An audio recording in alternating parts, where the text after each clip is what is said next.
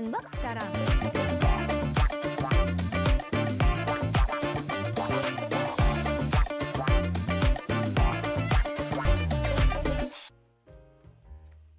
Halo semua, kembali lagi bersama saya Johan di Jurnal Trading ID. Jadi pada kesempatan video kali ini kita akan membahas kembali untuk update dari pergerakan XAUUSD atau gold itu sendiri. Dan seperti biasa ya, kita di hari Jumat ini ya mau bahas kira-kira movementnya itu untuk nanti malam tuh bagaimana gitu teman-teman. Tapi kalau kita lihat memang mulai dari tanggal 2 Januari ya, tanggal 2 Januari nih kita lihat bahwa XAUUSD mengalami penguatan ya, dan penguatan itu juga cukup signifikan. Yang mulai dari ini tanggal 2 Januari ya, dia naik dari 2622 sampai tertingginya itu dia closing di level harga 2657 atau naik sekitar 1,3% gitu teman-teman. Dan dari kenaikan ini pun kalau kita perhatikan ya, dia itu kembali lagi ya masuk ke dalam trendline ya. Trendline ini kalau saya lihat memang cukup kuat ya, dimana dia candle terakhir ini atau yang tanggal 3 ini ya, ini adalah bisa dikatakan sebagai candle penentu ya, apakah nanti untuk minggu yang akan datang ya gold ini akan lanjut naik atau dia akan berbalik arah menjadi naik atau akan melanjutkan penurunannya kembali teman-teman gitu. Dan kalau kita perhatikan juga sebenarnya ya ini tuh area golden ratio teman-teman gitu. Jadi bisa dikatakan ini adalah area titik pullback ya untuk si XAUUSD teman-teman gitu.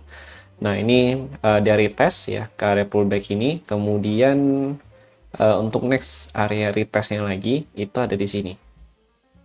Nah ini next area retest itu kurang lebih di level harga 2709 sampai 2726 gitu. Jadi ada dua zona yang perlu kalian perhatikan untuk zona retestnya dia.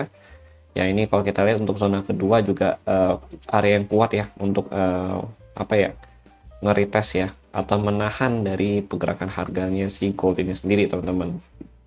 Gitu. Nah, kalau dia mau closing ya di bawah candle trendline ini ya, kalau dia closing di bawah trendline plus di bawah area golden ratio ya, itu tandanya memang untuk minggu depan dia akan lebih cenderung untuk melanjutkan penurunan gitu, karena secara struktur harga ya di sini udah ada charge ya, jadi tinggal melanjutkan area buat area bos baru aja nih teman-teman ya. Nanti kalau dia udah bisa break dari sini ya, seperti biasa kalau kita bahas yang kemarin ya, ini akan membuat area bos yang baru teman-teman gitu. Terus saya mau kasih tahu kalian juga ya untuk volume ya. Di sini kalau kita perhatikan nih ya, untuk volume sendiri kan dia sempat turun ya dari tanggal 20 berapa nih. Sebenarnya udah mulai turun itu di tanggal 16 Desember gitu teman-teman ya. 16 Desember dia udah mulai turun volumenya, dan dia baru masuk lagi nih ya di tanggal 2 Januari ada sedikit peningkatan volume. Artinya marketnya ini baru mulai start lagi teman-teman gitu. Jadi jangan terlalu gegabah dulu. It's okay kalau kalian belum take some position di hari Kamis sama Jumat ini, karena market ini baru memanaskan mesinnya kembali setelah libur di tahun baru teman-teman gitu. Dan pastinya dong kalau big player itu kan nggak mungkin mereka liburan cuma pada saat tahun baru aja ya gitu ya teman-teman ya. Mereka pastinya libur pasti 1 minggu atau bahkan 2 minggu setelah tahun baru gitu teman-teman gitu. Dan sebelum tahun baru pun mereka udah pasti liburan gitu kan. Nah biasanya tuh kalau untuk kondisi market yang tahun baru seperti ini ya, terutama di Natal dan tahun baru, itu 15 hari sebelum tahun baru ya, atau 15 hari di akhir bulan Desember sama 15 hari di awal bulan Januari ya, ini belum optimal untuk trading teman-teman. Kenapa? Karena banyak big money bahasanya yang lepas ya, atau yang out dari market, dan sisanya adalah biasanya pemain-pemain kecil atau bandar-bandar kecil yang memang punya kepentingan tersendiri di dalam market ini sendiri teman-teman gitu ya. Jadi memang kalau saya sih memang dari dulu untuk tanggal 1 sampai 15 Januari nanti itu akan lebih less trade ya, dan nanti akan mulai normal kembali trade-nya itu di tanggal 16 Januarian teman-teman gitu, 16 atau 17 Januari gitu. Dan itu memang sudah saya terapkan juga selama beberapa tahun ya, Dan bisa kalian lihat juga market di awal tahun sama akhir tahun itu biasa agak suka random gitu. Dan movementnya itu ini kita bukan pergantian bulan, tapi kita pergantian tahun gitu. Pasti movementnya akan lebih volatil ketimbang market yang terjadi pada saat pergantian bulan gitu. Makanya sebisa mungkin kalau kalian mau trading pun ya usahakan untuk ada konfirmasi yang oke dulu ya, baru kalian masuk. Kalau misalkan belum ada, boleh kalian abaikan. Dan ini pun kalau kalian nggak trading di hari ini ya, sebenarnya nggak masalah gitu, kalian masih ada hari Senin nanti. Lagi pula kan market baru mulai di tanggal 2 ya, tanggal 2 Januari. Terus ini hari Jumat gitu ya teman-teman ya. Nah di hari Senin ini kan lebih oke, karena pasti apa ya, 2 hari ini ya mereka masih markup harga atau markdown harga ya, karena punya kebutuhan yang masing-masing gitu teman-teman, dan belum stabil juga marketnya gitu ya. Kalau ini kan tanggal 6 ya, karena dia ada 2 hari untuk spare tingkat volatility market ya, pasti tanggal 6 untuk minggu depan itu akan lebih stabil marketnya, dan akan mulai stabil di tanggal nanti kurang lebih di tanggal kalau saya lihat sih tanggal 16 ya, atau tanggal 17-an gitu. Tapi kan ini udah dekat pelantikan presiden ya. Presiden kan dilantik nanti Donald Trump itu di tanggal 20 Januari gitu ya. Jadi memang sebetulnya ya kalau untuk bulan ini agak riskan gitu, karena market stabil di tanggal 16, harusnya kita bisa mulai trade di tanggal 20 ya, tapi karena 20 itu ada pelantikan, maka kita kurang lebih baru bisa akan trading dengan normal ya. Normal itu bisa trading dengan agak apa ya, santai gitu ya. Itu kurang lebih tanggal 22 Januari 2025 gitu, kalau kalian mau yang agak slowly tradingnya gitu. Tapi kalau untuk awal tahun ya sama tanggal 20 nanti, ini kan dia bentrok ya. Ya paling ini bisa lah, ini 2 hari bisa kita manfaatkan untuk masuk trading ya. Mulai dari tanggal 15 ini, 15, 16 itu kalian bisa manfaatin untuk masuk trading, sama tanggal 17 ya. Nah nanti 20 lebih baik kalian skip dulu ya, terutama di tanggal 20-nya, karena itu ada pelantikan presiden yang ke-60 ya, si Donald Trump itu sendiri gitu teman-teman. Nah kemudian kalau kita lihat lagi nih untuk movement ya, the next movement dari gold ini sendiri, saya sebenarnya lebih suka lihat di daily untuk saat ini, karena masih awal tahun juga ya. Jadi patokan saya ya ada di 2671 atau 2670. Ini yang sebenarnya sempat kita bahas juga di video sebelumnya kalau kalian masih ingat nih ya. Di 2671, 2655 ya, ini adalah bisa dikatakan area resisten, the first resisten untuk gold ya di time frame daily. Terus second resistannya itu ada di sini teman-teman, di 2709, 2726 gitu teman-teman. Oke. Nah dia akan mempunyai konfirmasi untuk turun lebih kuat lagi ketika harganya itu bisa tembus di bawah ya trendline ini gitu loh. Nah cuma kan permasalahannya kita nggak tahu nih trendline ini kan patokannya berapa. Nah itu kita bisa turunin time frame-nya ke 4 hours ya. Nah kita lihat di sini untuk patokan dia lebih kuat turun itu, kalau kita perhatikan nih di candle 4 jam ya, ada 1 2 ya kan, terus ini masih ada nih sini. Nah ini kan ada resisten ini breakout, terus harga naik kan, harga naik gitu. Berarti patokan dia untuk terjadi penurunan lebih kuat ya di minggu depan adalah ketika harga bisa pullback balik dan bisa berhasil closing di bawah 2640 gitu teman-teman. Selama harga masih closing ya di tengah-tengah range ini nih, tengah-tengah itu maksudnya itu di sini teman-teman.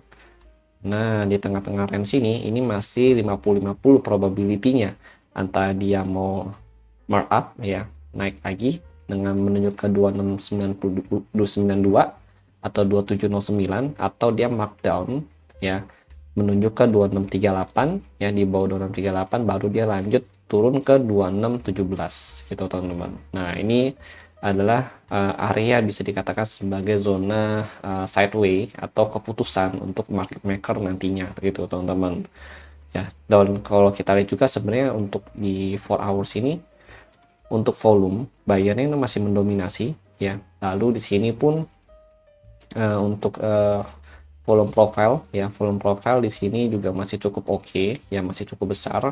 Dan the next support dia itu di sini ya itu kurang lebih di 2619 sampai 2632 gitu teman-teman. Ini untuk the next supportnya dia. Nah ini untuk volume pembelian masih cukup besar ya teman-teman ya gitu. Kalau kita lihat di intraday ya, di intraday ini juga volume buyer masih mendominasi gitu. Volume buyer masih mendominasi, dan kemungkinan besar kalau saya perhatikan volume seller mulai akan mendominasi lagi ketika dia bisa break di bawah 2640 gitu. 2640 ke bawah ya, di bawah zona ini nih kalau kalian perhatikan nih, di bawah sini ya, ini kan dia condong turun nih kalau nggak nembus ya tuh.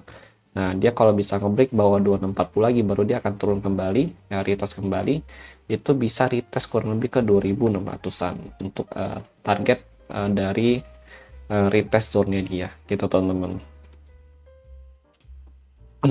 Oke, kemudian lanjut lagi. Nah ini kalau ini kan mapping yang kemarin ya, yang sekitar 2-3 minggu lalu. Kalau yang ini ya, ini sebenarnya juga masih bisa dipakai, cuma udah kurang akurat ya, karena memang ini kita juga udah buatnya itu kurang lebih beberapa minggu lalu. Jadi nanti ini akan saya perbaruin di minggu depan ya, nanti video weekly saya perbaruin. Jadi untuk sementara waktu kita pakai mapping yang ada di sini dulu. Ini mapping daily, karena untuk awal tahun seperti ini biasanya lebih banyak fake movement ya. Fake movement itu cukup besar ya, sehingga kita butuh time frame yang besar juga untuk membuat mapping ini supaya mapping itu bisa lebih akurat juga teman-teman gitu.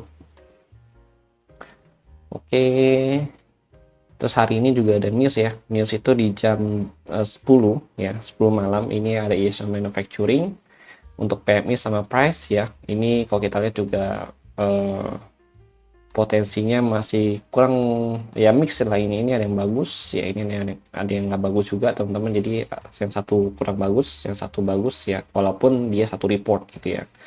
Nah ini masih mix, nanti kita lihat nanti pada saat news jam 10 malam nanti teman-teman. Dan ditambah lagi ini kan hari Jumat ya, hari Jumat itu biasanya masih rawan untuk apa ya, Jumat pertama di tahun 2025, bulan pertama. Kalian bayangin seberapa apa ya, banyak noise yang akan terjadi dalam marketingnya sendiri teman-teman gitu. Tapi overall sih kalau saya lihat ya, secara kesimpulan ya, kan kalian suka nanya nih, jadi intinya apa bang dari semua ocehan saya dari awal hingga akhir video ini? Intinya adalah gold masih melemah gitu, dan potensi penurunan itu masih cukup besar gitu teman-teman.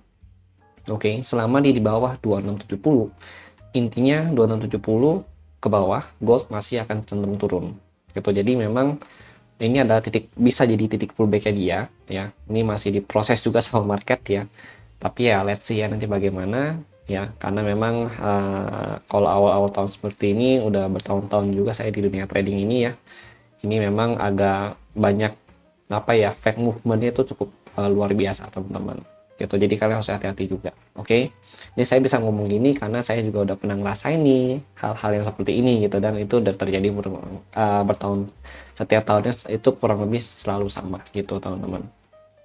Oke, jadi mungkin itu sih ya yang ingin saya sampaikan kepada kalian semua. Terima kasih bagi yang sudah nonton, dan sampai jumpa pada video berikutnya.